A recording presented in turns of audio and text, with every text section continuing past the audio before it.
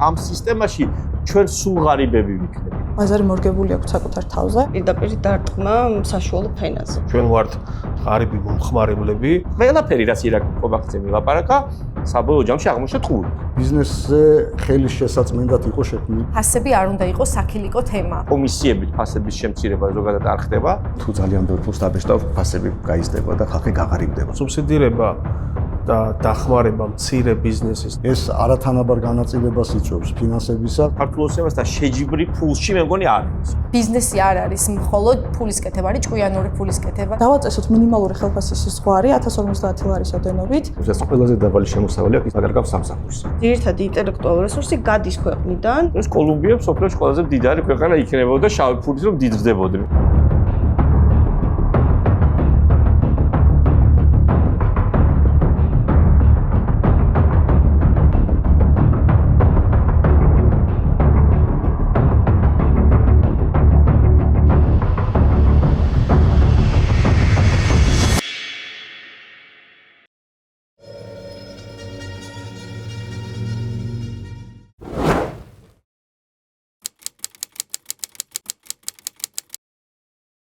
ქართული ოცნების საგამოძიებო კომისია და მთელი ეს ისტორია ფასებზე საბოლოო ჯამში სპექტაკლი იყო, რომელიც მიზანი იყო დაარწმუნოს ხალხი, რომ მთავრობა მათზე ზრუნავს. რომ ვითომ ეს პრობლემა ფასების და ის, რომელიც წლები აწუხებს საქართველოს მოსახლეობას, მათი გამოწვეული არ იყოს. და გამოავლინონ რაღაც ზრუნველობა და ბრძოლა და ასე შემდეგ, მაგრამ საბოლოო ჯამში ყველაზე კარგი განაჩენი ამ კომისიას და აქტივობას გამოუტანა თვითონ ეს მთავრობა უბრალოდ საქსტატმა, რომელსაც რამდენიმე წლის რეკორდული ინფლაცია დააფიქსირა იმ თვეს, როცა საგამოძიებო კომისიამ დაასრულა მუშაობა. ამიტომ მე მგონი არ გამოვიდეთ ამჯერად ქართულ ოცნებას დაერწმუნებინათ ხალხი, რომ ისინი ზრუნავენ და ეს თვითონ ფასები და არის რაღაც შემთხვევითი პრობლემა, რომელიც ციდან ჩამოვარდა და მთავრობაებრივ.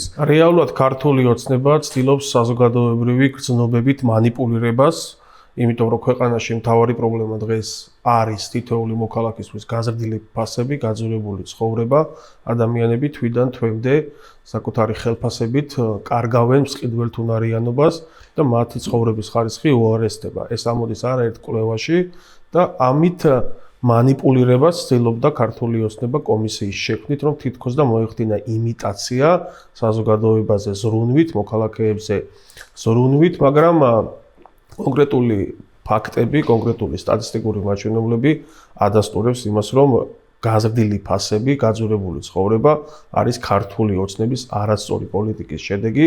ბოლო 14 წლის განმავლობაში ყველაფერს აკეთებდა ქართული ოცნება და მისი პოლიტიკური და ეკონომიკური გუნდი, რომ ქვეყანაში დასუსტებულიყო მცირე და საშუალო ბიზნესი და გაძლიერებულიყო მხოლოდ ის კლანური ბიზნეს ელიტა, რომელიც დაკავშირებული არის უშუალოდ ბიძინა ივანიშვილთან, მის გარემოწმოსთან და ამ შემთხვევაში ჩვენ მივიღეთ არათუ ინკლუზიური ეკონომიკა, სადაც დოვლათი იქნება უფრო მეტად მცირე ბიზნესში და საშუალო ბიზნესში, არამედ ნახეთ მხოლოდ და მხოლოდ მსხვილ კომპანიებში მონოპოლიებისა და ოლიგოპოლიების შედეგად აკუმულირებული ქვეყნის ეკონომიკის უდიდესი ნაწილი, რაც აღარიბებს ხალხს, საქართველოს მოქალაქეებს და ამდიდრებს მხოლოდ და მხოლოდ იმ ელიტურ დაჯგუფებას, რომელიც არის შეზრდილი ქართულ ოცნებასთან და ბიძინა ივანიშვილთან. ოცნებამ რეალურად კომისია შექმნა იმისთვის, რომ მოსალოდნელი ფასები, რომელიც ჩვენს მოსახლეობას ელოდება გაზრდილი ინფლაციის ფონზე,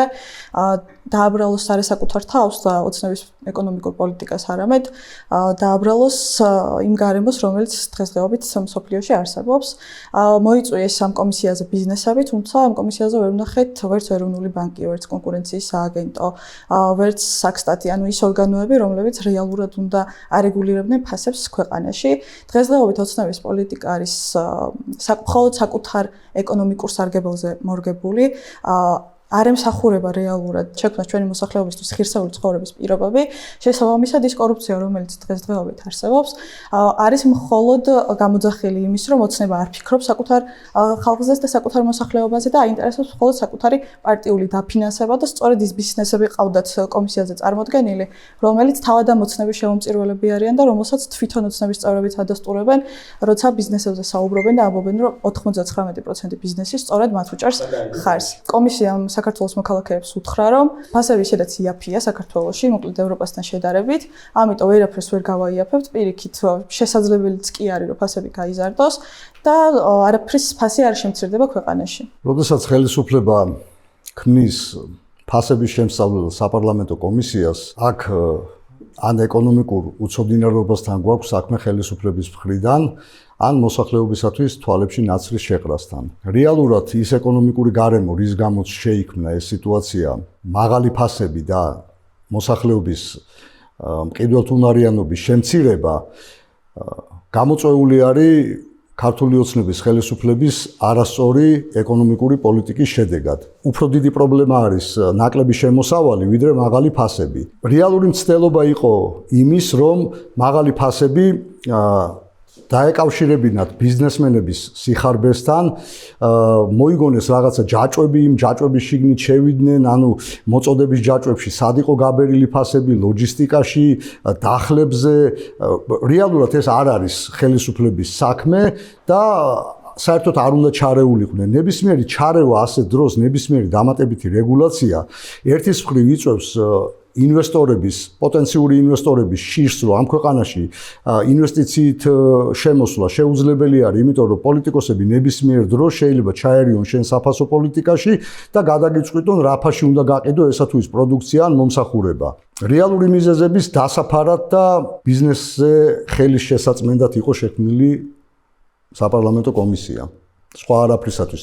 რაც არ გამოუვიდათ, მინდა გითხრათ, ის რომ თავისი უცოდინარობა გამოავლინეს ფაქტია და ნაცარი ვერ შეაყარეს მოსახლეობას თვალებში, მათ შორის ვერც საკუთარ ამომრჩევლებს, იმიტომ ყველამ კარგად დაინახა, რომ გაცხადებული თავიდან ფრაზა პრემიერის მიერ, რომ ევროპაში ფასები უფრო დაბალი არის ვიდრე საქართველოში, საბოლოო ჯამში კომისიამ დაამთავრა მუშაობა და იგივე პრემიერმა გააკეთა განცხადება, რომ თურმე ჩვენთან ფასები 50%-ით ნაკლები ყოფილა ვიდრე საფრანგეთში.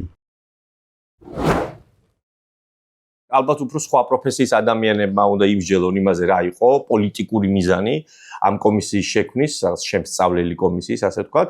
საბოლოო ჯამში ისიც გამოუვიდეთ, რომ ჩვენ ამ შემცირებას არ დაგპირები ვართ არავის. თუმცა პირველი გზავნილი რაც იყო ირაკლი კობახიძის, როცა ის გამოვიდა, ფაქტი იყო, რომ ხალხს გაუჩნდა მაინც მოლოდინი, რომ რაღაც შედეგს ეს მოქმედება, ასე ვთქვათ, გამოიღებდა. მით უმეტეს ორი კომისიის შექმნა, ცალკე კიდე შიდა უწყებრივი კომისიებიდან სუსი ჩართეს ეროვნული ბანკი, ხო? იმასაც კი ვისაც შეიძლება დიდად არ ჯერა თავრობის, ვთქვათ, ხო? მაინც რაღაცა იმედი გაუჩნდა, რომ რაღაცას როგორ ვერ იზამენ. მაგრამ დასკვნის შედეგად ჩვენ ნახეთ, რომ რაღაც ეს კვლევა ჩაატარეს, რომელსაც არასამთავრობო ორგანიზაციები უნდა აკეთებდნენ ძველ კარგ დროში, როცა ფული ქონდათ, ასე ვთქვათ. ხო, ეს არ არის პარლამენტის საქმე, ის დასკვნა, რაც დადო ამ კომისიამ და პოლიტიკურადაც ვერანაირად ვერ არის მინიმუმ მომგებიანი თუ წამგებიანი არ არის, იმიტომ რომ იმ ხალხს, ვისაც მოლოდინი ჰქონდა, მათ შორის ქართული ოცნების ამომრჩევლსაც ხო გაუწმილეს იმედები. ამბობდნენ თავიდან, რომ აი თქვა საზღვაო ევროპაში უფრო მაღალია ფასები, ჩვენთან უფრო დაბალია ევროპაში და ჩვენ რაღაცნაირად შევამციროთ აქაც ევროპულ დონემდე, ასე ვთქვა. ნუ თავიდანვე ვამბობდით, ეხლა ვინც ოდნავ საკითხში ერკვევა, რომ კომისიებით ფასების შემცირება ზოგადად არ ხდება, თორე საბჭოთა კავშირი აქამდე დაშლილი არ იქნებოდა. რაღაც ზეწოლით და რეგულაციებით, რომ ფასების შენარჩუნება და ეკონომიკის გაჯანსაღება შეიძლებოდა ეს. ამას ნუ ყველაზე ცუდ ვარიანტში მოყვება რაღაც დეფიციტი, უხარისხო პროდუქციის გაყიდვა ბაზარზე და ასე შემდეგ და ასე შემდეგ, მაგრამ ნუ დღეს მივიღეთ შედეგი, როცა არც კარტელური გარიგებებია, არც ბიზნესს აქვს რაღაცა ასტრონომიული მოგება და მარჟები, ამ ფასნამატები და ასე შემდეგ. ანუ ყველაფერი რაც ირაკლი კობახიძე მილაპარაკა, საბოლოო ჯამში აღმოჩნდა ტყუილი. მისივე კომისიის დასკვნით. და ეხა ამ ფირფიტას როგორ ამოატრიალებენ, როგორ შეატრიალებენ, ეხა ეს მათი პროპაგანდის შესაძლებლობებში, ხო, ეჭვიშეტანა არ მინდა, იმიტომ საკმაოდ ძლიერი მანქანა ყავთ, თავის ტელევიზიებით, ინტერნეტ საშუალებებით, სოციალური ქსელებით, ხო, შესაძლებელია რომ საკუთარ მოქმედებას დააჯერონ რაღაცები, მაგრამ ნუ ეს არის თემა, რომელშიც ძალიან რთულია დიდხანს მოატყო, ანუ ცოტა ხნით შეიძლება რაღაცა შეამცირდეს, აი კვერცხის კომიკურად იქცა, ხო, რაღაცა კვერცხის ფასის შემცირება, უკვე ვიცინოდით ამაზე რაღაცა, რომელიც ჯერ მოუმატეს ფასი, მე რაღაც დააკეს, მე აი აღდგომის მერე ისევ მოუმატეთ და აი ამ რაღაცა ცოტა საცირკო სანახაობას დაემსგავსა, თუმცა სასაცილო ნამდვილად არ არის ის, რომ ქვეყანაში ადამიანებს თვიდან თვემდე თავის გასატანად ცესხის აღება ჭირდებათ და ძალიან მძიმე პირობებში საქართველოს მოსახლეობის უმრავლესობა გვაქვს ამხელა ემიგრაცია. ეს არის ყველაფერი ამის შედეგი. დარწმუნებული ვარ მათი მომხრეებიც იმ კვლევებში რასაც ატარებს ქართული ოცნება იწუწუნებდნენ ამ თემაზე მინიმუმ და შესაბამისად აქედან წამოვიდა ალბათ იდეა რომ რაღაცა უნდა გაეკეთებინა პარტიას რომელიც მართავს ქვეყანას. ხო, ფასები ყოველას აწუხებს ვინც მაღაზიაში შედის ან ბაზარში მიდის, ხო? უბრალოდ აი ამ კომისიიდან მოქალაქეს რა შეიძლება გაეგო? ხო, დასკვნაში წერია რომ პირიქითო იქ თაროზე რა ფასებიც არის, თქვენო კიდე ნაკლებ ფასში ყიდულობთ, იმიტომ ფასდაკლებებზე ყიდულობთ ძირითადად, ხო? ანუ ეს გავიკეთ.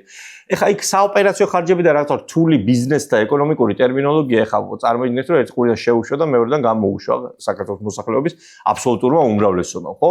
სპეციალისტებიც კი ვინც ერკვევიან ამ სფეროში, უბრალოდ გაკვირვებულები დარჩენ, რა საჭირო იყო საერთოდ ამეები რაღაც საოპერაციო ხარჯები და ლოჯისტიკური ჯაჭვები და ეს არ აინტერესებს საქართველოს მოსახლეობას, არ აინტერესებს ის მეცნიერული კვლევითი შეფასებები ფასების, ხო? აინტერესებს რომ უნდა იყოს იაფი, ან მას უნდა ქონდეს შემოსავალი. ჩვენთან ფასები კი არ არის რეალურად საბოლოო ჯამში პრობლემა.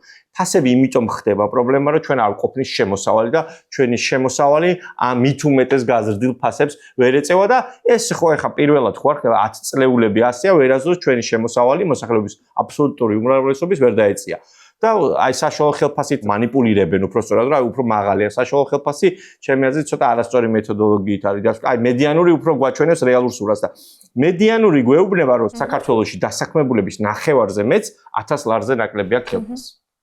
ხო და ანუ განათლების სფეროში ყველაზე ცოტა. ხო მით უმეტეს. და პოლიტიკაში ყველაზე მეტი.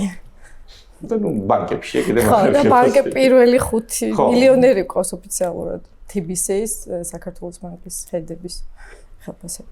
ხატია თქვენ როგორც მეწარმემ რა თქვენთვის რა ნიშანი იყო ამ კომისიის შექმნა და თქვენზე რომ თქვენ რა დასკვნა გამოიტანეთ?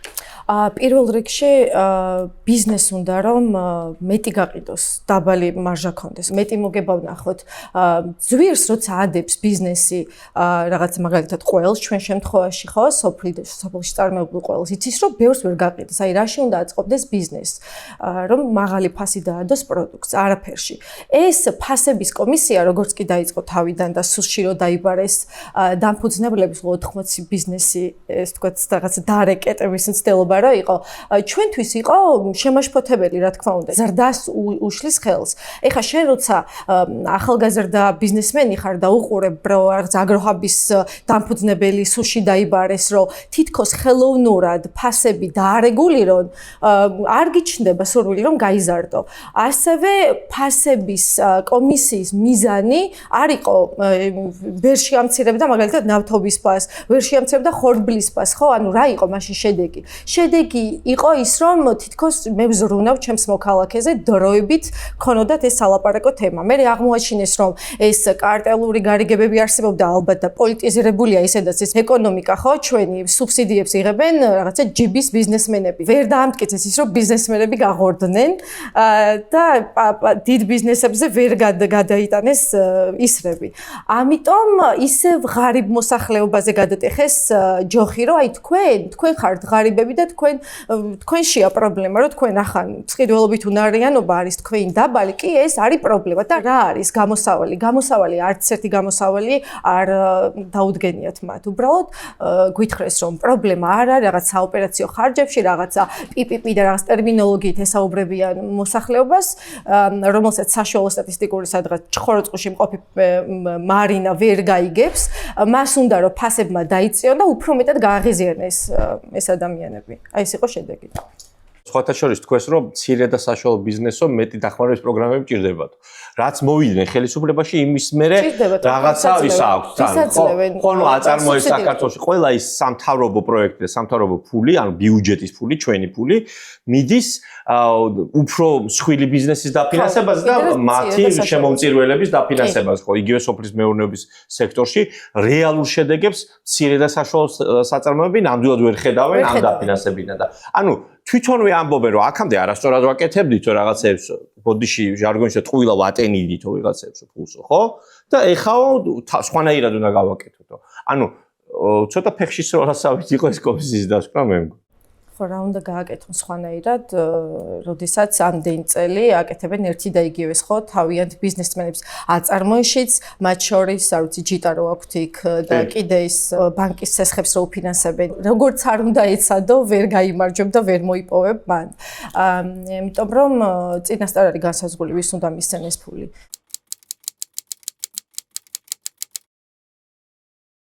ფასები არის თავისთავად პრობლემა. პრობლემა არის, როცა ფასები სულ იზრდება და იზრდება ისე, რომ მოსახლეობის უმრავლესობის შემოსავლები უფრო დაბალი ტემპით იზრდება, ვიდრე ფასები. საბოლოო ჯამში ეს ხალხის გაღარიბებას იწვევს.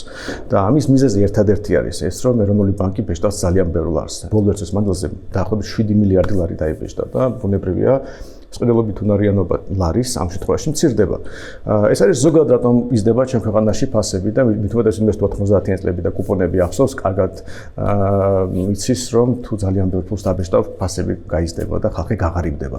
მეორე საკითხია კონკრეტული პროდუქტების ფასები, იმიტომ რომ რომც ფული არ იბეჭდებოდეს ძალიან ბევრი და ზომიერად ხდებოდეს, თუ ეკონომიკა რა იზრდება, ნაკლებად პრობლემა იქნება ფასების და იმიტომ რომ ბევრი პროდუქტი იქნება ეკონომიკაში.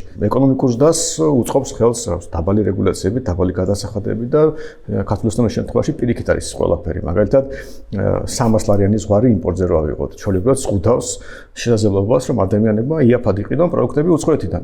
ეს ზღვარი რო არ არსებობდეს, უამრავი პროდუქტი გაიაფთებოდა.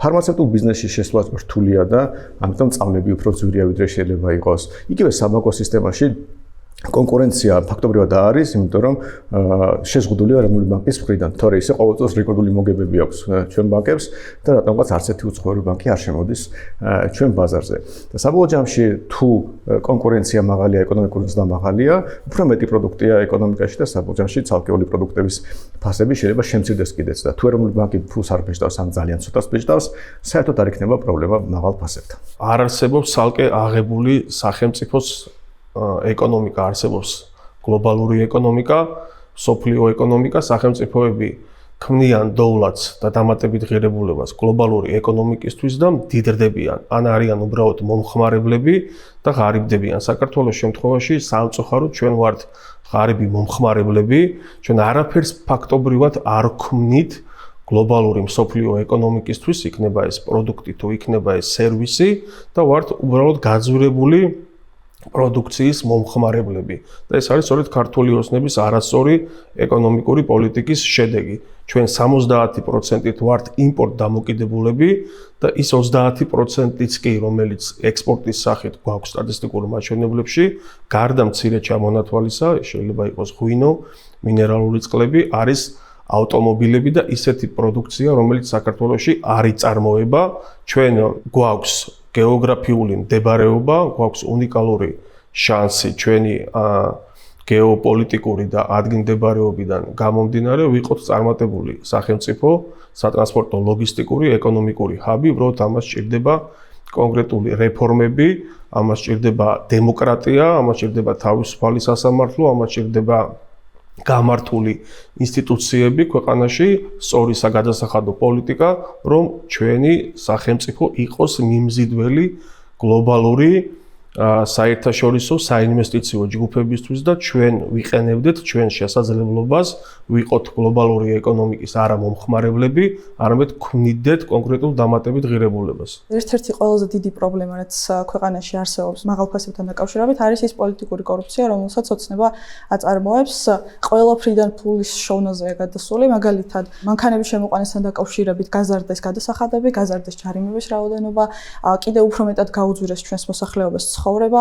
ეროვნული ბანკი არ მუშაობს იმაზე, რომ ინფლაცია აკონტროლოს და მხოლოდ პარტიული ინტერესების გატარებით არის დაკავებული, კონკურენციის სააგენტო არ უზრუნველყოფს ქვეყანაში კონკურენციას. შესაბამისად, სწორედ ეს იწვევს მაღალ ფასებს ქვეყანაში. ყველა მხრიდან, როცა ცდილობ, რომ მოსახლეობას ფული მოპარო და გააღატაკო, შესაბამისად ფასებიც მაღალი იქნება, მოსახლეობის მყიდველუნარიანობა იქნება შემცირებული და მოსახლეობა იქნება იმ სიღარიბეში, რომელ სიღარიბეშიც დღესდღეობით არის. რეალური პრობლემა ერთი არ არის, სრული ჩამონათვალი შეიძლება აქ ვერ მოვასწროთ, მაგრამ რამოდენიმე სიტყვით რო გითხრათ, არასწორი მონეტარული პოლიტიკა პირველი ეროვნული ბანკის ჭარბი ფულის გამოშვება ბაზარზე, როცა მას არ შეესაბამება რეალურად გაზრდილი ეკონომიკა, არა ციფრებში გაზრდილი ეკონომიკა, არამედ რეალურად დასაქონლებული ეკონომიკა, რომელიც გამოხატული უნდა იყოს ან მომსახურებით, ან საქონლით, როცა ეს შესაბამისობაში არ არის და გამოდის ჭარბი ლარი, ხდება ესეთ ნახტომისებური გაუფასურება, რაც მოსალოდნელი იყო. ერთი ეს არის ფულად საკრედიტო პოლიტიკა არასწორი, მეორე ეს არის დამატებითი რეგულაციები, შეზღუდვები, ლიცენზიები, რაც ყოველთვის დამატებითი ხარჯი არის ბიზნესისთვის და საბოლოო ჯამში ეს დამატებითი ხარჯები აისახება ფასებში და მისი გადამხდელია მომატებული ფასების ყოველთვის მოსახლეობა არის. და მონოპოლიები, რომელიც შექმნილი არის ბიზნესის ნებისმიერ მსხვილ სფეროში, ეს იქნება იმპორტი, ეს იქნება მშენებლობა, ეს იქნება წამალი, ეს იქნება ნავთობპროდუქტები, შექმნილი არის მონოპოლიები და ეს დამატებითი რეგულაციები ასევე ხელს უშლის მცირე ბიზნესის შემოსვლას ან ახალი ბიზნესის დაწყებას ამ ქვეყანაში და ნებისმიერი რეგულაცია დამატებითი გარდა იმისა, რომ ფასში აისახება, ასევე ბიზნესის საწყის ეტაპზე დამატებით ფინანსებს მოითხოვს, რაც დამწყები ბიზნესისათვის შეუძლებელი არის, რომ გაიღოს, ან ძვირი უჯდება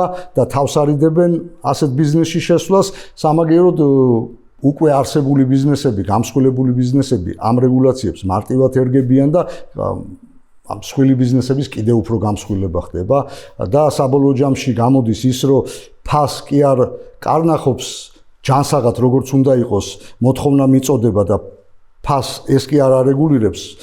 ფასი დამოკიდებული არის აი ამ ბიზნეს კლანების მადაზე და მათ შეუძლიათ ეს ფასები დააწესონ მარტივად. რაც ბოლო პერიოდში განსაკუთრებით გამოიკვეთა, ეს არის პირდაპირ დარტყმა საშუალო ფენაზე. ეს აისახა იმ საკანონმდებლო ცვლილებებში, რაც მიიღეს, იმიტომ რომ რეალურად ქვეყანაში დოლარს ქმნის საშუალო ფენა. და საშუალო ფენა ეს იქნება საშუალო ბიზნესი თუ ეს იქნება ის არასამთავრობო სექტორიც, რომელიც ძალიან დიდ როლს თამაშობდა იგივე მცირე და ასე ვთქვათ რეგიონალური განვითარების კუთხით, თუ კი რამე საქართველოში გაკეთებულა სოფლის მეურნეობის მიმართულებით, ჩემი სექტორის ამ შემთხვევაში ამ რაღაც მრეწველობის და რიწვის მიმართულებით, სხვადასხვა ყველაფერი კეთდებოდა ძირითადად დონორი ორგანიზაციების დახმარებით და ეს ინფრასტრუქტურული, ასე ვთქვათ, რაღაცა პირველად ინვესტიცია ძალიან დიდწილად იყო მათი დახმარებით, რა ვიცი, მცირე საწარმოები, სადაც მზადდება, რა ვიცი, ტყემალი, ყველი, ეს ყველაფერი კეთდებოდა აი ამ დონორული დაფინანსებით და ამ, ასე ვთქვათ, ცვლილებით, რომელმაც ძალიან დიდი რუსულ კანონს გულისხმობ ამ შემთხვევაში, ძალიან და მე შემდგომი კანონები რაც ამას მოყვა, ძალიან დიდი დარტყმა მიაყენეს სწორედ აი ამ თავარ, ასე ვთქვათ, მამოძრავებელ ძალაზე, რომელიც ამ საშუალო ფენას ეხმარებოდა იმაში, რომ განვითარებულ, განსაკუთრებით რეგიონებში, იმიტომ რომ რეგიონების ადამიანებს აქვთ რაღაც ადგილობრივად პატარა რესურსი და მათ რაღაცნაირად ბოლო წლებში დაინჯერეს, რომ შესაძლებელია, რომ მათაც რაღაც გარკვეული დაფინანსება მოიპოვონ და მერე შემდგომში ეს ყველაფერი განავითარონ და თუ კი დღესაც რამე მუშაობს, ძირითადად არის სწორედ აი ამ დაფინანსების წყარო. ამ შემთხვევაში მე ყურადღებას გავამახვილებდი DGK-ს ზღვარზე, რომელიც არის აბსოლუტურად, არაფერში აღარ ჭდება უკვე ეს 100,000 ლარი, რომელიც დაწესდა ძალიან ბევრი წლის წინ და მას მერე ფასები იმდენად გაიზარდა, რომ 100,000 ფაქტიურად დღეს არაფერი არ არის, 100,000 ქვემოთ ბიზნესიც არ არის რეალურად, ეს არის რაღაცა ძალიან მიკრო ბიზნესი და როგორც კი ადამიანი ან ინდმეწარმე ან ЧП-ს მიაღწევს ამ ზღვარს, მაშინვე ხდება, ასე ვთქვათ, ეს 18%-იანი ფასნამატი, რომელიც ემატება DGK-ის შემთხვევაში, არის ძალიან დიდი, ასე ვთქვათ, ფასის გაძვირების წინაპირობა, ხო? შესაბამისად, მე ხდება რაღაც გარკვეული მახინაციები, როდესაც მეორე ЧП-ს გახსნი მესამეში, რომ არ გადააჭარბო, ასე ვთქვათ, DGK-ის ზღვარს. თავისთავად ისის პრობლემაა, რომ არ გინდა რომ სახელმწიფოს გადაუხადო გადასახადები. ეს თავისთავად ჯანსაღ საზოგადოებაში ეს არ უნდა ხდებოდეს და როდესაც სახელმწიფო რაღაცა ძირითად სერვისებს გაძლევს, მე შენც გიხარია, როდესაც გადასახადს იხდი და შენი წვლილი შეგაქვს ამ განვითარებაში. შესაბამისად, ეს პრობლემა რაღაც ყველაფერი ერთმანეთთან არის დაკავშირებული. ასევე ჩვენ ქვეყანას, ესე ვთქვათ, შიდა წარმოების კუთხით კიდევ რა რესურსიც აქვს, ასე ვთქვათ, ინტელექტუალური რესურსი, ამ ბოლო პერიოდის ცვლილებებმა ძალიან დიდი დარტყმა მიაყენა ამასაც, ხო? ანუ ძირითადი ინტელექტუალური რესურსი გადის ქვეყნიდან და ესეც არის პრინციპში მესიჯია პირდაპირ, რომ წადით, ვინც ასე ვთქვათ, შეგვიძლია რომ შევქნათ არა მარტო ჩვენი ოჯახის სამყოფი, არამედ ჩვენი ასე ვთქვათ გარშემო რაღაცა რაოდენობის ადამიანს შეუქმნათ გარკვეული წინაპირობა იმის რომ განვითარდნენ და თვითონაც ეკონომიკურად გაძლიერდნენ ჩვენ გვეუბნებიან რომ წადით ამ ქვეყნიდან იმიტომ რომ რაღაცნაირად ჩვენ ადგილს აქ ვეღარ პოულობ შეზღუდული არის ყველანაირი დასაქმების წყარო დონორული დაფინანსებები თითქმის ნულამდე დავიდა და ბიზნესიც უკვე რაღაცნაირად აი ეს თუ კი რამე მუშაობს რაღაცნაირად ინერციით ჯერ კიდევ ეს ასე ვთქვათ, ის რეალობა ჯერ კიდევ თვალ ბოლომდე არ დამდგარა და რომ დადგება, მე უკვე აი ძალიან თვალსაჩინო იქნება. ის კი არა რომ ჩვენი ხელფასი ვეღარ ეწევა მზარდ ფასებს, ჩვენმა ხელფასმა და ჩვენმა შემოსავალმა დაიკლო. დღეს ზღვარიც ერთ-ერთი ძალიან მნიშვნელოვანი საკითხია, რომელიც, რა ვიცი, რამდენჯერმე იყო ნახსენები, რომ უნდა აეწიათ და რა ვიცი, მე რა თქმა უნდა, ამაზე თავი შეიკავეს და ეს ძალიან უშლის ხელს ბიზნეს იმაში, რომ დავშვით შემდეგ ცოტა გაძლიერდეს და მერე გახდეს ამის გადამხდელი. ხო, ანუ როგორც კი ცოტა მოძლიერდება, ეგრევე ეს დღეგე რაღაცნაირად ძალიან დაბალი ზღვარი 100.000 აი ფაქტიურად არაფერი არ არის ერთი წლის კონტექსტში თუ გავიაზრებთ 12 ბრუნვა არა შემოსავალი მაინც ამასთანავე ეხა როდესაც შენ აი ჩვენ შემთხვევაში მაგალითად შენ ეხმარები მცირე მეწარმეებს ისინი არ არიან დღეგეს გადამხდელები და როდესაც შენ ეხმარები მათ გაყიდვაში შენ თლიანი ღირებულებიდან იხდი თლიან 18%-ს იხდი და არანაირი გაქვით არ ხდება იმიტომ რომ შენ მერე ვისაც ურიცხავ ის არ არის თავისთავად დღეგეს გადამხდელი და შესაბამისად ეს პირდაპირ აწვება აი ამ ასე ვთქვათ დავშეთ ისეთ შუალედურ გოლებს, რომელიც მაგალითად აი მარკეტინგის ნაწილში ეხმარება, აი ძალიან პატარ-პატარა მცირე მეწარმეებს, იმიტომ რომ თლიანად უნდა შეიყვანოთ 18% შენს ღირებულებაში, რაც ძალიან აძვირებს საბოლოო ჯამში ამ პროდუქციის ფასს. როგორც მაღალი ფასი არის პრობლემა, ასევე არის დაბალი ფასიც პრობლემა. კახეთში გლეხი, რომელიც ერთი წელი ელოლიავება ყურძენს და სეზონზე არ აქვს მას სამაციურები მოწესრიგებული და მთელი რიგი სუბსიდიები მიდის ვიღაცა მსხვილი ბიზნესმენების ჯიბეებში, ამ შემთხვევაში უწევს იაფად რეალიზება. ანუ ეს ზღვარს დაბლა რეალიზება ამისი და ისევ ის მსხვილი ბიზნესმენი ყიდულობს და იღებს ამისგან.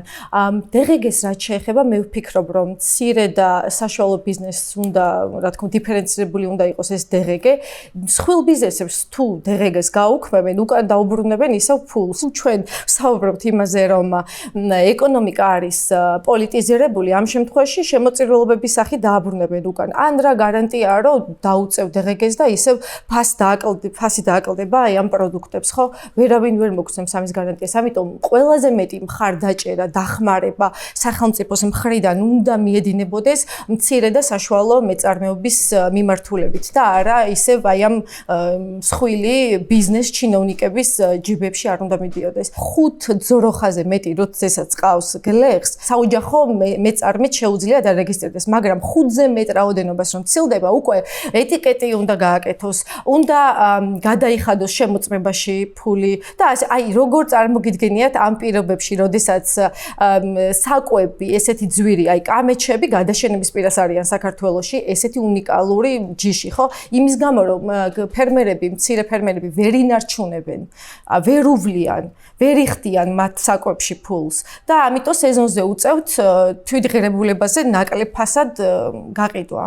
ეს არის კატასტროფა, რის წინაშეც ეხა ჩვენ ვართ. ფასები არ უნდა იყოს საქილიკო თემა. ფასები არის ძალიან გრძნობიარე თემა და ამას ჭირდება კომპლექსური მიდგომა. როგორ შეიძლება ქვეყანაში, სადაც მოხმარება, ანუ პროდუქციის იმპორტი 6-ჯერ მეტი არის ექსპორტზე, თითქმის არაფერი არის წარმოება ქვეყანაში, ხო? როგორ შეიძლება აქ ჩვენ კვერცხის 5 თეთრიან ფასზე ვისაუბროთ ან რაღაც კვერცხ ისა ხორცი 10 ლარი ღირს თურმე 9 კილო და ესეთი საქილიკო არ შეიძლება ეს თემა გახდეს. ამ თემას ჭირდება მცირე და საშუალო ბიზნესის ხელშეწყობა, ოღონდ რეალური ხელშეწყობა. პოპულისტური თემა ეს არ უნდა გახდეს. თუ მოროტი ბიზნესმენები არ არიან ჩასაფრებული, რომ გაგვაღარიბონ ქართველები, რა მიზეზია, რატო არის, რომ ვერ ვახერხებთ 30 ლარიანი ხორცი ვიყიდოთ ნორმალური მუშაობით? ღარიბები დიდი ხანია ვართ სამწუხაროდ ჩვენ მდიდარი ქვეყანა ფაქტობრივად არასდროს არ ყოფილვართ ჩვენი ისტორიის განმავლობაში, მით უმეტეს საბჭოთა ოკუპაციამ და რუსულმა იმპერიამ მთლიანად გააფუჭა ყველაფერი, მათ შორის ბიზნესის კეთებაც კი ნელ-ნელა თავიდან ისწავლეს ქართველებმა, ასე ვთქვათ, ხო, 90-იანი წლებიდან დაიწყო, ცოტა დამახინჯებული ფორმით თავისთავად, მაგრამ საბოლოო ჯამში ამას აქვს, რა თქმა უნდა, კომპლექსური მიზეზები, ხო? ერთი ის, რომ საქართველოში არ შეიქმნა შესაბამისი პირობები გრძელვადიანად, ასე ვთქვათ, რომ განვითარებულიყო, ვთქვათ, ბიზნესი.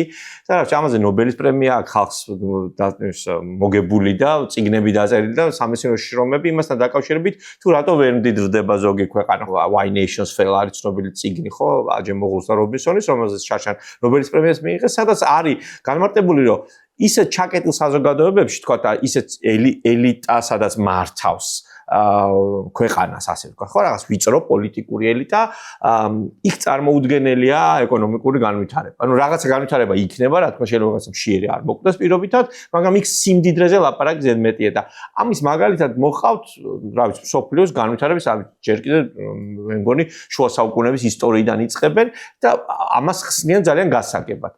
და ისინი ამბობენ, რომ მიზეზი ამისი არის ის, რომ ეს ელიტები არ ზრუნავენ იმაზე, რომ ქვეყანა გამდიდრდეს, იმიტომ რომ ისინი ისედაც მდიდრები არიან და მათთვის ცვლილებები შეიძლება პირიქით რაღაცა დამაბრკოლებელი და შემაფერხებელი იყოს და საქართველოში სამწუხაროდ ეს მდგომარეობა გვაქვს, როდესაც რაღაც ჩაკეტილი სისტემაა, სასამართლოში არის კლანი, ბიზნესს რომს უნდოდეს, ახლა აი ბიზნესმენებისთვის პირობითად რომ ეთქვათ, რომ აი თქვენ ხარ დამნაშავე და რაღაც აი და რაღაცა გადასახადი დაეკისრებინათ. მანამდე ნავთობ კომპანიებს დააკისრეს. მე მგონი და წავიდნენ ისინი სანო წასული მურუსიძის სასამართლოში უნდა წასულიყვნენ საქმის გასარკვევად. ხო და ამ სასამართლოს პირობებში, როდესაც შიდა დანაზოგები მცირე გვაქვს ჩვენ და შიდა ინვესტიცია ძალიან ნაკლებად ხდება და ძირითადად პირდაპირ უცხოურ კაპიტალზე ვართ, ხო? დამოკიდებული, როდესაც შენ ამისთვის პირობებს ქმნი კი არა პირიქით აუარესებ და პირდაპირ ამბობ რომ მე არ მჭირდება ევროკავშირის ფული, თქვათ არ მჭირდება დასავლური დაფინანსება, არ მჭირდება დასავლური დაფინანსები, თქვათ აქ არასამთავრობო ორგანიზაციები, რომლებიც თქვათ მცირე და საშუალო ბიზნეს ხელს უწყობენ, ხო? ეს არის სიგნალი, რომ აქ შენთვის ჩაკეტილი სისტემა, რომელშიც შენ კარგად ხარ, რაღაცა შავი ფული ჩემოდის იქ ფულის გათეთრების სქემებზე, საქმეები აღძრეს თითქოს და საწავიდა ეს ფული, ხო? წარმოუდგენელია, რომ შავი ფულით ქვეყანა გამდიდრდეს. რაღაც ელიტა აუცილებლად გამდიდრდება, თორე წინამორბედი შემთხვევაში ეს კოლუმბია მსოფლიოში ყველაზე მდიდარი ქვეყანა იქნებოდა შავი ფულით, რომ მდიდრდებოდნენ ქვეყნები და შვეიცარია არ იქნებოდა, ხო? აი ეს არის, ხო? შესაბამისად ძალიან კარგად უნდა გაიაზროს ჩვენმა მოსახლეობამაც, რომ ის აი ხო კითხვა არის, რომ აი ეს ეკონომიკური ზრდა რომ მაღალია ჩვენზე რატო არ აისახება? ხო, იმიტომ არ აისახება, რომ ეს მხოლოდ იმ ვიწრო პოლიტიკური ელიტის და ბიზნეს ელიტის ჯიბეში რჩება სამწუხაროდ, ხო? და აი ეს სიტუაცია არ გამოსწორდა, ხო? როდესაც დაიწყო ტენდენცია, თქვა, აი ვარდების რევოლუციის შემდეგ, გადასახადების შემცირების, ადმინისტრირების ბევრი კერაფერი გაუკეთა. იგივე ბიზნესი, ვინც იყო შევარდნაძის დროს, რომელიც არ იხდიდა გადასახადებს, წკაპ და უცებ იხდიდა ერთ თვეში გადასახადებს, ხო? რატო? როგორ? იმიტომ რომ ადმინისტრირება რაღაცა ჯარიმები იყო, ციხე იყო, თქვა თუ არ გადაიხდიდი და ფულს მოპარავდი ხალხ, კორუფციული დანაშაულებების გამოძიება დაიწყო და ეხლა აი წარმოიდგინე 20 წელი გავიდა და 20 წლის მერე ჩვენ პრემიერ-მინისტრს იჭერენ ამ ქვეყანაში, ხო? ანუ სულ რო გავანებოთ რომელ მთავრობას ეხება, ხო? უსაფრთხოების სამსახურის უფროსს იჭერენ, თავდასხმის მინისტრს იჭერენ, მოადგილებზე, წვრილ ჩინოვნიკებზე, კლერკებზე აღარ არის ლაპარაკი. კორუფციის ბრალდებით. ანუ ვერ გამოვედით ამ ჩაკეტილი წრიდან. იმიტომ რომ ნუ ვიღაცას მაინც თავის ინტერესებისთვის მორგება უნდა და იმიტომ რომ სხვა შემთხვევაში ის ნაკლებად გამდიდრდება ის ელიტა, ხო? იმიტომ რომ მოუწევს ამის განაწილება, თქვა.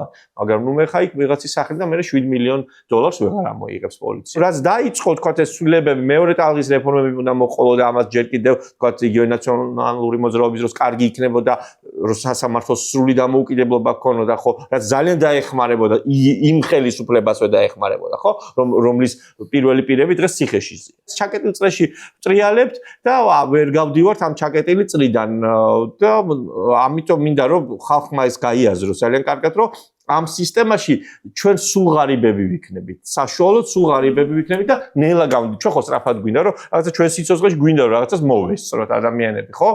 და ნუ კი შვილების შორის გვინდა ყველაფერი, მაგრამ ამ პირობებში ხო პირიქით როგორც აღნიშნე, მცირდება ჩვენი შემოსავალი და თავისთავად ამ გაზრდილ ფასებს ძველი შემოსავალიც ვერ დაეწევა. ეხლა მით უმეტეს პირიქით, უფრო ნაკლები გვაქვს და ხვალ რა იქნება არ ვიცით, ხო, ეს პერსპექტივების ხვალინდელი დღის განცდა, აი ხვალ რა იქნება და რაღაცა, ხო, რეკლამების ხშირად სწორედ ამაზეა, რაღაცა ოპტიმიზმი ჩაგვისახო, ხო, თვითონ რეკლამით ვერ ჩავისახოთ, ხო, ოპტიმიზმს, რაღაცა განჭრეტადობა უნდა გქონდეს ხვალინდელი დღის, ხვალ რა ვიზამთ არ ვიცით, ანუ ხვალ რა დაგვემართება შეიძლება ჩვენს წასასვლელები გავხდეთ, ხო, სიტყვაზე ამ ქვეყნად. აი ამ განცდებით, ამ мотивაციით, ხო, როგორ წარმოგიდგენთ, ან ბიზნესის კეთება ქვეყანაში, ან რამის კეთება საერთოდ, ან რა ვიცი, სესხი როგორ უნდა აიღო, ხო, ადამიანმა, ხო, აი ბანკო სესხები ვიცი, ანუ სესხის აღებას ხო, ცუდი კი არ არის, თუ გონიურულად აიღებ და თქვა რაღაცას დაგეგმებ ბიზნესისთვის, ხო, მაგრამ ხვალ რო არიცი როგორი გაყიდვები გექნება და საერთოდ ქვეყნიდან გასაქცევი შეიძლება გახდე, რა ვიცი, ვეღარ რისკავ ახალ ვალდებულებას ვეღარ იღებ და ეს რა თქმა უნდა, მცირე და საშუალო ბიზნესი ყველაზე, იმიტომ რომ მსხვილი ბიზნესი ყოველთვის დაალაგდება ყველანაირ ხელისუფლებასთან, ხო, რავი, ლიბანშიც არის ბიზნესი და რავი, ცუდ ქვეყნებშიც, ანუ არეულ ქვეყნებშიც არის ბიზნესი, რაღაცა ვაჭრობა, მაგრამ ეს არ ყველაზე, რა თქმა უნდა, არა ისახება.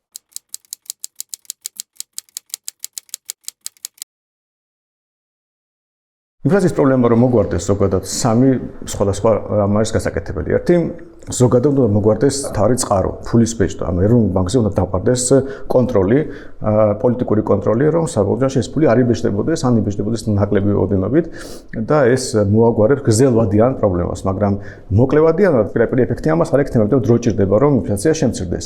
მაგრამ მოკლევადიანად შეიძლება დავეხმაროთ ადამიანებს, ვიზეც ინფლაცია ყველაზე კვეთრად აისახება და ვისაც აღარიბებს, ეს ყველაზე ისაც ღარიბი ადამიანები. ამიტომ ამათთვის შეიძლება შევამციროთ ის გადასახადები, ეგრეთ წოდებული რეგრესული გადასახადები, რომელიც ღარიბ ადამიანებზე გადასახადია, აქციზებია პირველ რიგში.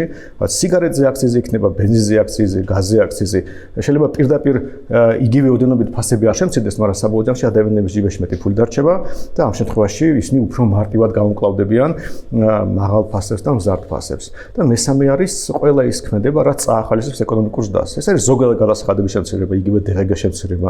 ეს არის რეგულაციების გაუქმება, 300 ლარიანი ზღვარი იქნება იმპორტზე თუ ფარმაცევტული ინდუსტრიის რეგულაციები იქნება, ყველა ის შეზღუდვები, რომლებიც კონკურენციას კლავს, მაგალითად სხვა ლიცენზირება და ასე შემდეგ, აი ამ რეგულაციების გაუქმება ხელშეუწყობს ეკონომიკურ ზრდას და ხალხს ექნება უფრო მაღალი შემოსავალი, ფასები, იმიტომ რომ ფული არ იბეჭდება, ნელ-ნელა აღარ გაიზრდება და შეიძლება შემცირებისკენაც წავიდეს და არც ინფლაციის პრობლემა იქნება და საბოლოო ჯამში ხალხის გამდიდრდება. ჩვენ ასევე გვაქვს მოკლევადიანი ინიციატივაც, რომელიც გავაჟღერეთ ნაციონალურმა მოძრაობამ, ეს ეხება აქციზზე განაკვეთის განახევრებას, თუ დიზელის და ბენზინის შემთხვევაში დღეს არის 500 და 400 ლარი, დაუბრუნდეს 2016 წლის ნიშნულს, გახდეს 250 და 200 ლარი, რაც მყისიერად აისახება სარეალიზაციო ფასებზე ნავთობპროდუქტების და იქნება მცირედი შვება თითოეული მომხმარებლისთვის, მათ შორის კერძო სექტორისთვის,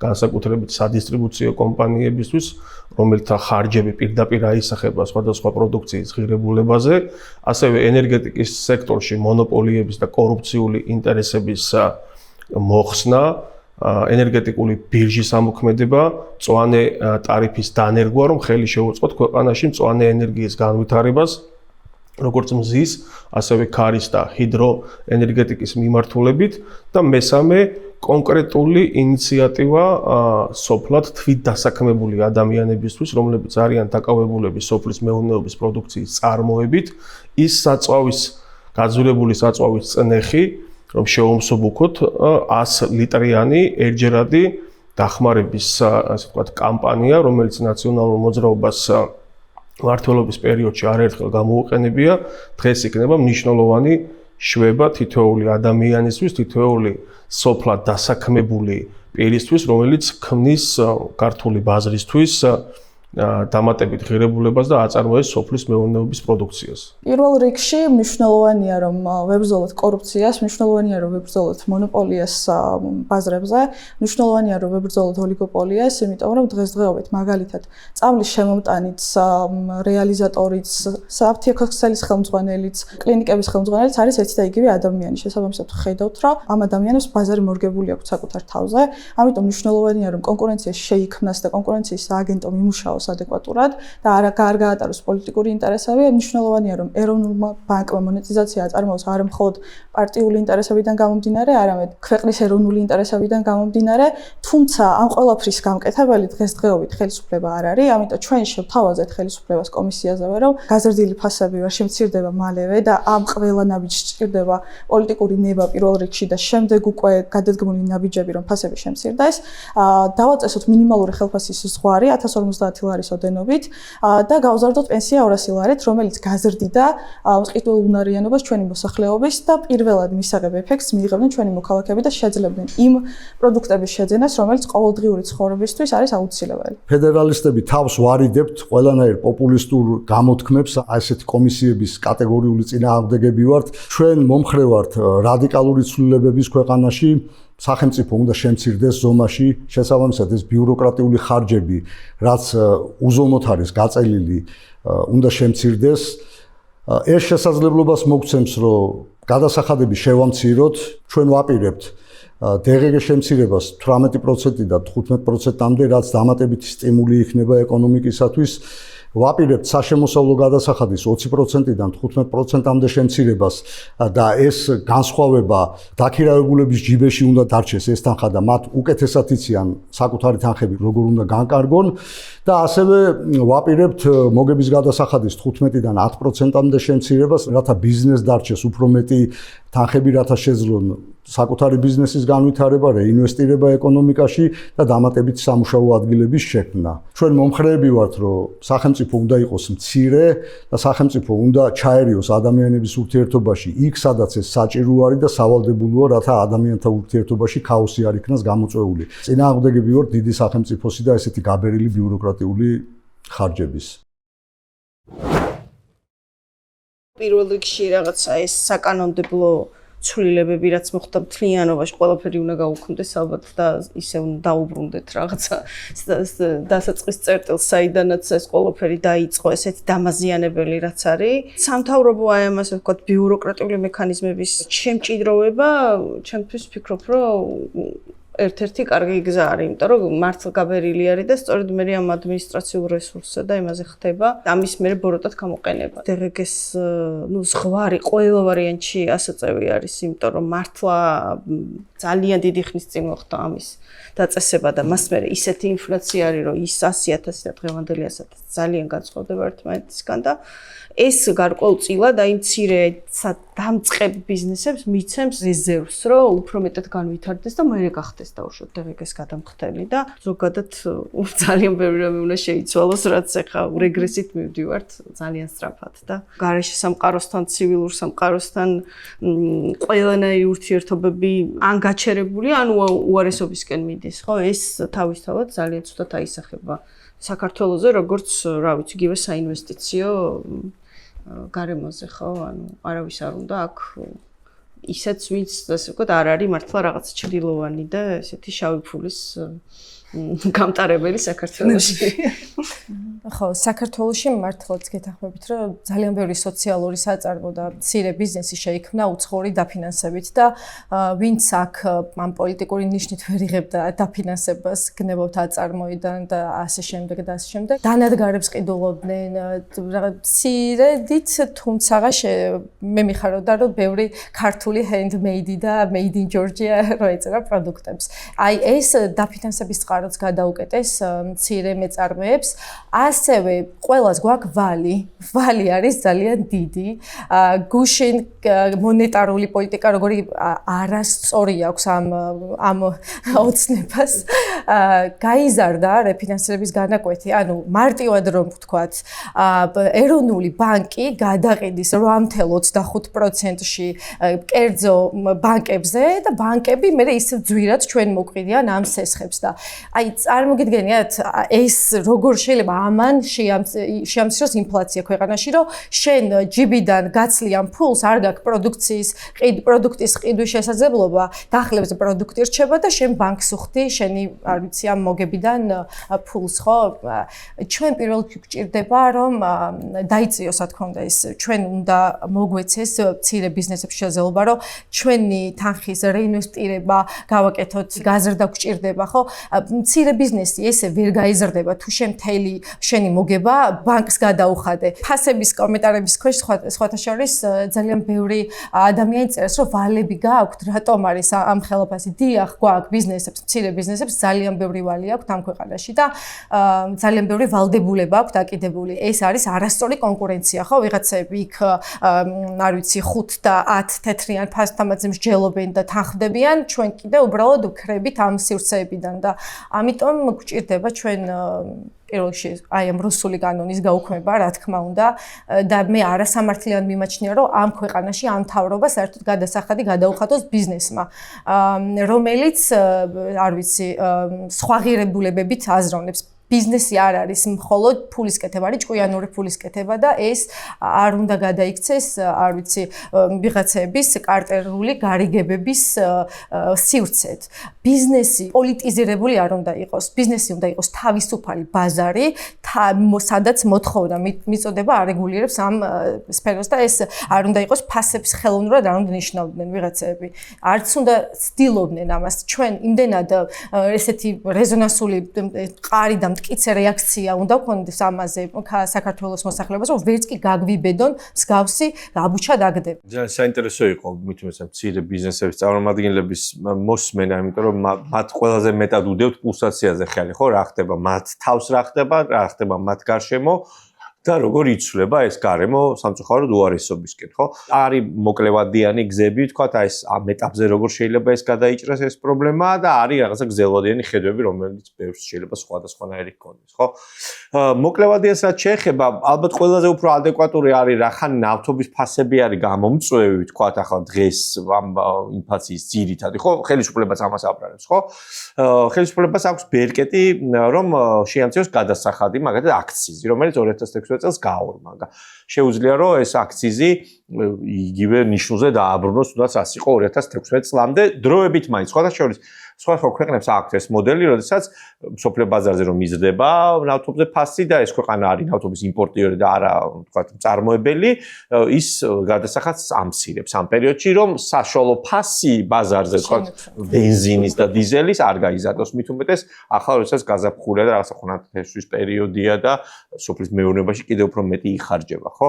ამ მიმართულებით პლუს იქ გაძვირებული ელექტროენერგია, ხო? ამიტომ მე ვფიქრობ, რომ აი ეს რაღაცა აქციზის გადასახადის დროებით, თქვათ, მორგება, ასე ვთქვათ, იმ რეალობაზე, რაც არის საერთაშორისო ბაზრებზე, კარგი იქნებოდა.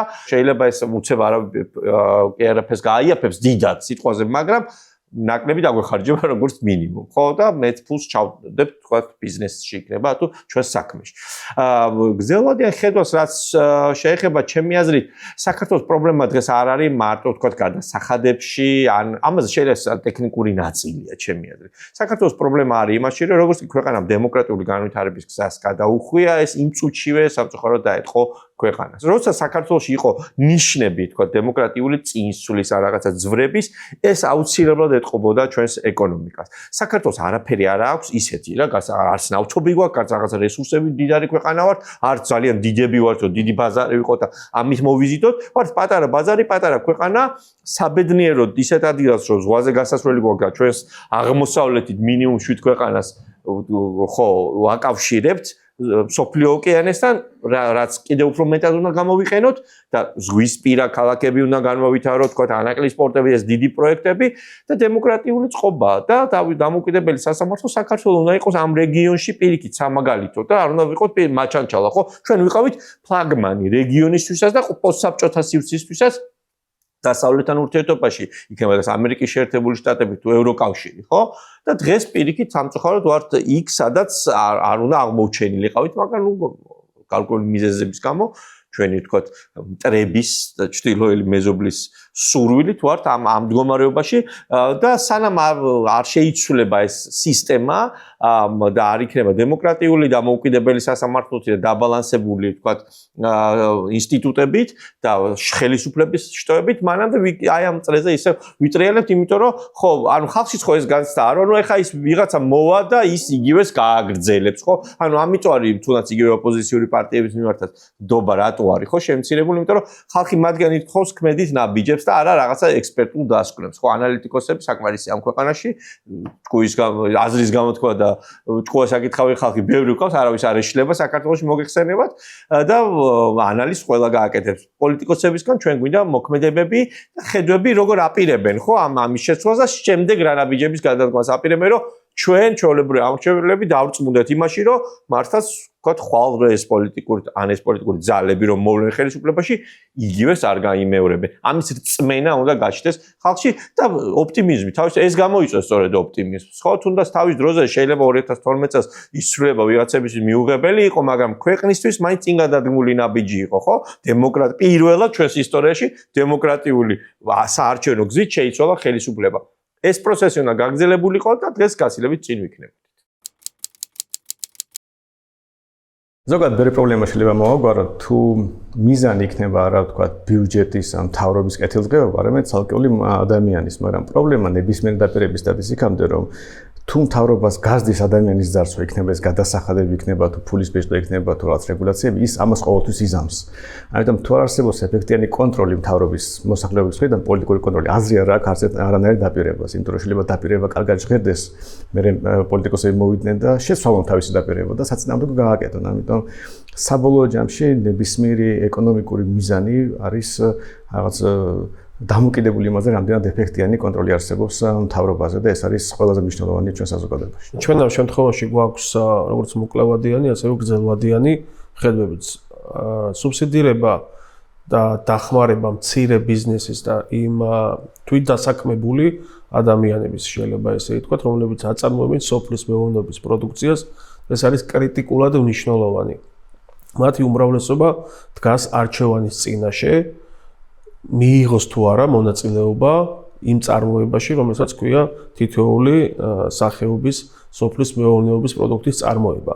იმიტომ რომ მათი წარმოებული პროდუქცია არის არაკონკურენტული, გამომდინარე იქიდან რომ სხვილი კომპანიები, მაგალითად ისეთები, როგორიც არის ბიძინა ივანიშვილის პლანტა, რომელიც სარგებლობს სახელმწიფო შეღავათებით, სახელმწიფო სუბსიდიებით, გრანტებით, ვერ უზრუნველყოფს ბაზარზე ისეთი კონკურენტული გარემოს შექმნას, რომ მცირე მეწარმეები აი ამ ძიმე ვითარებაში, როცა საწვავის ფასი მკვეთრად გაძვირდა და არის სახეზე კრიზისი ენერგეტიკული, ეს მცირედით დაუბალანსოთ. ეს არ უნდა იყოს გრძელვადიანი ხედვა და ეს არ არის ნაციონალური მოძრაობის გრძელვადიანი ხედვა, ჩვენ გვაქვს თუნდაც ნავთობპროდუქტების მიმართულებით კონკრეტული ხედვა თუ რა უნდა გაკეთდეს მას შემდეგ რაც ჩვენ ვიქნებით ხელისუფლებაში. საქართველოს არის უნიკალური ადგილმდებარეობის მქონე სახელმწიფო, რომ იყოს ერთ-ერთი ყველაზე დიდი მასშტაბის ნავთობპროდუქტების მწარმოებელი სახელმწიფო. ისეთივე როგორიც არის ევროკავშირში, შვეიცარია, ავსტრია, რომლებიც არ არიან ნავთობმომპოვებლები, მაგრამ არიან ნავთობპროდუქტების მწარმოებლები. ჩვენ სამეზობლოში გვყავს სახელმწიფოები აზერბაიჯანი, თურქმენეთი, ყაზახეთი, რომლებიც დიდი ოდენობით ნედლი ნავთობის რესურსებს ფლობენ და მათთან მჭიდრო ეკონომიკური პარტნიორული თანამშრომლობით ევროკავშირთან ჩვენ შეგვიძლია შევქმნათ ევროპული სტანდარტის საწარმოები, ვაწარმოოთ ნავთობპროდუქტები არა მარტო საქართველოს შიდა ბაზრისთვის, რაც თავისთავად გამოიწვევს ადგილობრივ ბაზარზე ნავთობპროდუქტების ფასის შემცირებას, არამედ ვიყოთ ექსპორტიორები, მათ შორის ევროკავშირის წევრი სახელმწიფოების და მთლიანად გლობალური ბაზრის ნაწილში. ეს შექმნის დამატებით სამუშაო ადგილებს, მაღალანაზღაურებად შემოსავლიან პირობებს საქართველოს მოქალაქეებისთვის და გაიაფებს გრძელვადიან პერსპექტივაში ადგილობრივ ნავთობპროდუქტებს, რომელიც თითოეული იმ ადამიანისთვის უკვე იქნება ხელმისაწვდომი. იმ ნაბიჯების გადადგმა, რომელიც მნიშვნელოვანია იმისთვის, რომ ფასები შემცირდეს, დღესვე რომ დავიწყოთ, ეს არის მაინც გრძელვადიანი პროცესი. შესაბამისად იმისთვის, რომ მოქალაქეებს ჰქონდეთ შესაძლებლობა,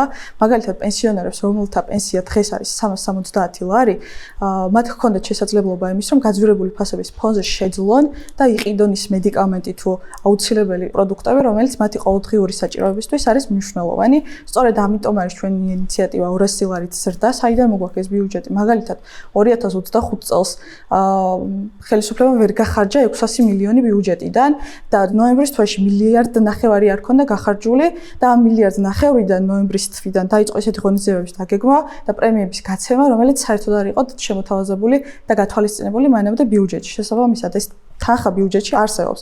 რაც შეეხება მინიმალურ ხელფასს, დღეს საქართველოში ქართულ მუშა ხელს უნდა ქონდეს ღირსეული ანაზღაურება.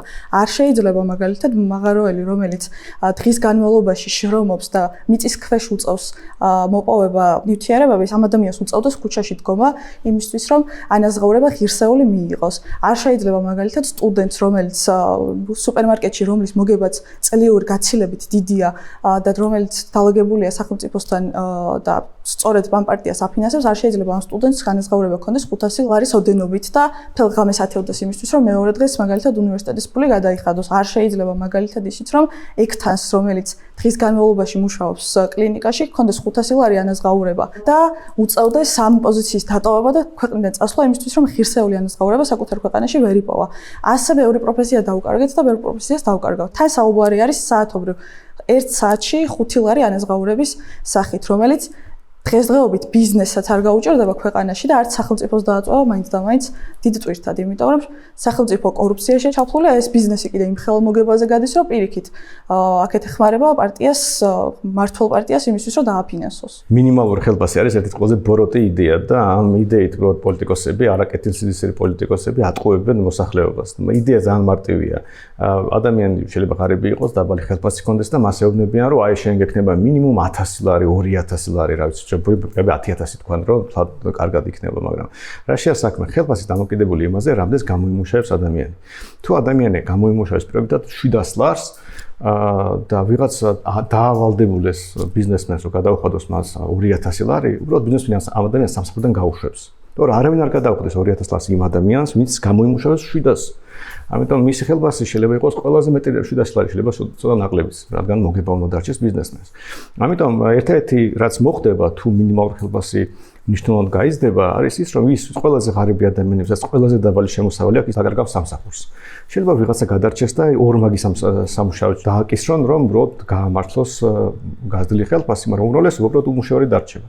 ამიტომ რაღაც გაგებით შეიძლება ის ხალხი, ვინც გულუბრალოდ დაუჯეროს ასეთ პოლიტიკოსებს, იმსახურებდეს კიდეც რომ ეს კანონი მიღებული იყოს, იმიტომ რომ ძალიან ბევრი ადამიანი უმუშევრად დარჩება, მაგრამ მეორე მხრივ მე მგონი ასეთი ექსპერიმენტების ჩატერება არ არის თვითონ კარგი ქვეყნისთვის. ამიტომ რაც უფრო ნაკლები ადამიანი დაუჯერებს ასეთ პოლიტიკოსებს, მით უკეთესია და თუ არ დაუჯერებს, აი ვინც დაუჯერებს და ვისაც შეეხება ეს, ყველა იზარალებთ და ყველა ინანებთ. ზოგადად აქციზის განახევრების მომხრე ვართ, როგორც საწვავზე, ასევე სიგარეტზე. ეს გაუიაფებს ცხოვრებას ადამიანებს, ანუ ხარჯები შეუმცირდებათ, როგორც თითოეულ ადამიანს, ასევე ეკონომიკაშიც ეს საწვავი ლოჯისტიკაში და ყველა ჯარში საკმაოდ მნიშვნელოვან როლს თამაშობს.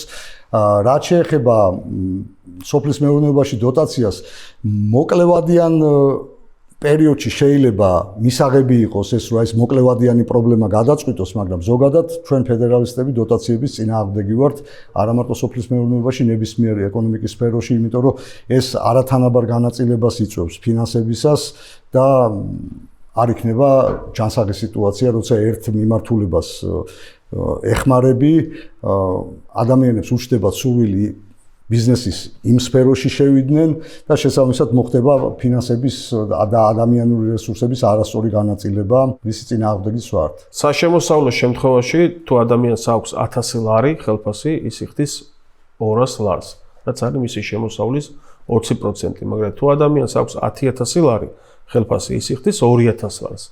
დღეს შემთხვევაში ნებისმიერი მოქალაქე იხდის 18%-ს. დამატებით ღირებულებას თითოეული პროდუქციიდან, რომელსაც ის შეიძენს. მაგრამ აქციზის შემთხვევაში, როცა ის ისეთ სტრატეგიულ პროდუქტზე, როგორც არის ნავთობპროდუქტი, ახდენს მყისიერ გავლენას, შემოსავალი, რომელსაც აქვს 1000 ლარი და მისი ყოველთვიური ხარჯი შეიძლება გაიზარდოს 50 ლარით, თუ თვეში მას სჭირდებოდა 100 ლარი ნავთობპროდუქტების შესაძენად რომ გადაადგილდეს და დღეს სჭირდება 150 ან რიგ შემთხვევებში უკვე 200 ლარი მის ცხოვრებაზე და მის ცხოვრების ხარისხზე ყისიერად აისახება და თუ ადამიანს 10000 ლარი აქვს შემოსავალი ის 50 ლარიანი და 100 ლარიანი მატება ამ შემთხვევაში მისი ცხოვრების ხარისხი იმ კოეფიციენტით არ აისახება, როგორც დაბალშემოსავლიან ადამიანზე, რომელიც ფაქტობრივად თვიდან თვემდე ცდილობს, რომ მისი შემოსავალი აკმაყოფილებდეს იმ მინიმალურ მოთხოვნებს, რა მოთხოვნებიც არის გადაადგილება, კვების უზრუნველყოფა და ასე შემდეგ. გასაგებია, რომ მთავრობის არსებობისთვის საჭირო რაღაც გადასახადებები. თავდაცვას შეიძლება ჭირდებოდეს, რა ვიცი, ფინანსამინისტრო იარსებებს, საარჩევნო კომისია, რაღაც ფუნქციები, რომელიც ბუნებრივად იარსებებს. ამის ჭირდება გადასახადები, მაგრამ გადასახადების ერთ-ერთი მთავარი თვისება უნდა იყოს გამჭვირვალობა და უნდა იყოს გასაგები ამორჩევლისთვის. აი წარმოიდგინეთ, რომ საშემოსავლო გადასახადი ასეთ თვისზე გასაგებია, ყველა დაახლოებით ერთ და იგივე წილს იხდის. მაგრამ აქციზები ეს არის რეგრესული გადასახადი, რომელსაც ყველაზე მეტად იხდის ღარიბი ადამიანი, იმიტომ რომ პირობითად თუ სიგარეტი გაძვირდა აქციზის გამო 5 ლარიდან 10 ლარამდე, ეს გაძვირება ღარიბი ადამიანის ჯიბისთვის ძალიან მნიშვნელოვანია, მისი წილი, რომელიც აქციზზე წავა, ძალიან დიდი იქნება შემოსავლის წილი. ხოლო მილიონერს საერთოდ არ აღელვებს ეს ხარჯები, იმიტომ მისთვის ეს საერთოდ უმნიშვნელოა. ამიტომ აქციზის გადასახადს იხდიან უმეტესად ყველაზე ღარიბები. და გამოდის, რომ საზოგადოება შეთანხმდეს, რომ რაღაც ტიპის ხარჯები ჭირდება მთავრობას, ეს ხარჯები შეიძლება ნებისმიერ სხვა გადასახადით იყოს შეკრებილი. იგივე DGG იქნება საშემოსავლო, რომელიც შედარებით თანაბრად ნაწილდება მოსახლეობაზე და ის ყველაზე ამორალური გადასახადები, რომელიც პირდაპირ ყველაზე ღარიბებს უყავს, უბრალოდ გასაუქმებელია ყველა ვარიანტში. და ეს გადასახადები იმიტომ შეერჩა, რომ მათი აკრეფვა მარტივია. და რადგან მარტივია ადმინისტრირება, ამიტომაც ყველა მთავრობას ცდილობს აქციზები შემოიღოს, მაგრამ ჩვენ თუ უბრალოდ იმაზე ვზრუნავთ, რომ ხალხი მდიდრდებოდეს, როგორც მინიმუმ ღარიბებს არ უნდა შეუშალოთ გამდიდრება. და აქედან გამომდინარე, საგალობლების ტვირთი შეიძლება ასეთი იყოს, ისეთი იყოს, მე მივჩენია, რომ რაც უფრო დაბალი იქნება უკეთესი იყოს, მაგრამ რომს პოლიტიკური კონსენსუსი უფრო მაღალ გადასახადებზე ჩამოყალიბდეს, თუნდაც გადასახადები უნდა იყოს იმგვარად, რომ შედარებით თანაბრად ნაწილდებოდეს ყველა მოსახლეობაზე და არ ნაწილდებოდეს მაგალითად რომელიღაც ერთ ჯგუფზე უფრო მეტად, ეს არ იქნებოდა სამართლიანი. სოფლის მეურნეობა დიდწილად ჩვენი ეკონომიკის 20%-ია ხო და ჩვენი ეკონომიკის 7%-ია რაღაცა. 7-6 ხო. ცირდება წილი სოფლის მეურნეობა. მაგრამ ძირითადად კუსტარული მეთოდებით ხდება, ხო? არ აქვთ მიწის დაასამუშავებლად შესაბამისი ტექნიკა და ბევრი პრობლემა არის, რაც გლეხს შრომას უფრო მეტად უძვირებს და უფრო მეტად რთული ხდება მისთვის ამის გაწევა. რა თქმა უნდა, ეს იქნება ერთი მნიშვნელოვანი ნაწილი გლეხი, რომელიც მოითხოვს სუბსიდიას, მიიღებს, ხო? თუ ეს იქნება სამართლიანობის პირობებში. და ჩვენთვის ხო, როგორც ფერმერებისთვის მნიშვნელოვანია. მეგონი სფეროს აქვს ძალიან დიდი მნიშვნელობა არის რაღაცები, რაც არის ასე ვთქვათ, საფრთხის ქვეშ, ხო? აი, ხა ჩემი ასე ვთქვათ პოზიციიდან არის რაღაც დარგები, რომელზე რამდენიმე ადამიანი არის დარჩენილი და როდესაც შენი მთლიანი ასე ვთქვათ, იდენტობა ტურიზმის კუთხით პოზიციონირება თუ რაღაც ამ ხალხზე დგას, ხო? ამ ხალხს ჭირდება რაღაცა განსაკუთრებული ყურადღების მიქცევა, ეს შეიძლება იყოს სუბსიდიაც, შეიძლება იყოს თუნდაც უბრალოდ მათი ასე ვთქვათ საზოგადოებაში სხვანაირი დაფასებაც, ხო? ეს საერთოდ განათლება, აი განათლების საკითხთან მივდივართ ისევ, რომ რაღაცნაირად განათლებული ადამიანი ამ ქვეყანაში არ ფასდება. და აი თუნდაც შემოსავლების კუთხით, ხო, და შევხედოთ ვის აქვს მაღალი ხელფასი, ასე ვთქვათ, შენ რო ხარ მაგალითად დოქტორი, ამით არაფერი არ გემატება. პრეზიდენტი ყავს აბსოლუტურ განათლების გარეშე, ხო, ეს თავისთავად უკვე ახალგაზრდობას რა მესიჯს აძლევს, რომ განათლება საერთოდ არ არის საჭირო არაფერში ჩვენ ქვეყანაში დღეს. ეს არის ძალიან მნიშვნელოვანი საკითხი. ძალიან ცოტა მისაღები ადგილი აქვს უნივერსიტეტებსაც, ეს გამოიწვევს თითქოს სამუშაო ადგილები იქნება, ხო? ანუ უშახელი, ანუ შენ ამ წუთას ასე ვქოთ აპრიორიტეტად ქვეყანაში მუშახელს, შენ ხალხს ხედავ როგორც მუშახელს და არა როგორც რაღაც ინტელექტუალურ პროდუქტის შემქმნელს. ეს არის თავისთავად ძალიან საგანგაშო მიდგომა მომსახურების სფეროში ხარ განაწილებული და იქ პრინციპში იქ უფრო მაღალი ხელფასია მაგალითად ვიდრე ლექტორს აქვს მაგალითად ძალიან ბევრი უმაღლესი კერძო უნივერსიტეტებში მათ კი, შორის. ძალიან ცოტა. მე ზოგადად ცენტრიდან ცოტა მარჯვნივ ვარ შესაბამისად. არც სუბსიდიებს ვეთანხმები დიდად და მით უმეტეს არც მინიმალურ ხელფასს ჩვენი ეკონომიკის პირობებში. სუბსიდია ხო ყველაზე ცნობილი სუბსიდია რა გვახსენდება საქართველოში? ეს არის ყურძნის და მთველი სუბსიდირება და სად მიდის ეს ფული თქვენი აზრით? მიდის მსხვილი ღვინის ქარხნების ჯიბეში და მათი მფლობელების, რომელსაც ეს პროდუქცია გააქვთ ან რუსეთში, ან არიან მმართველი პარტიის ძირითადი შემომწირველი. ხო და ნუ მე ყიდიან თავის ღვინოს ხშირად უხარისხოსაც სამწუხაროდ ეს დიდი მარნები ყიდიან რუსეთში, ხო? ეს არის ანუ ეს მოდელი გვაქვს დღეს ქვეყანაში სუბსიდირების. არის ხო კიდე რა სუბსიდირება არის ყველაფერი, არის სპორტს რო ფულს აძლევს, კულტურას რო ეხმარება, ეს სუბსიდირება ერთ რას დავარქევთ რა მნიშვნელობა.